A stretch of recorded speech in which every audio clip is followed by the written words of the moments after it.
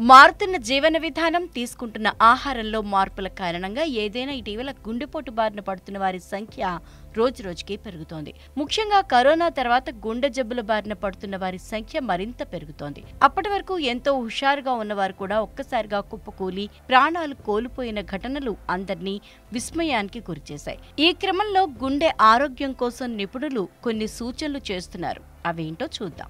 గుండె ఆరోగ్యంగా ఉండటానికి పరిశోధకులు ఎన్నో సూచనలు చేస్తున్నారు. భారతీయుల్లో ఎక్కువగా గుండెపోటు రావడానికి ప్రధాన కారణాల్లో శారీరక శ్రమ లేకపోవటమే కారణమని నిపుణులు చెప్తున్నారు. ఇక భవిష్యత్తులో గుండెపోటు రాకుండా ఉండాలంటే జీవన విధానంలో కొన్ని రకాల మార్పులు చేసుకోవాలని స్పష్టం చేస్తున్నారు. ఇందులో భాగంగానే చేపలను తీసుకోవటం అలవాటు చేసుకోవాలని సూచిస్తున్నారు. పరిశోధనల అనంతరం పరిశోధకులు ఈ సూచన చేశారు. చేపల్లోని కొవ్వు ఆమ్లాలు గుండె జబ్బు నివారణకు తోడ్పడుతున్నట్లు పరిశోధనలో తేలింది.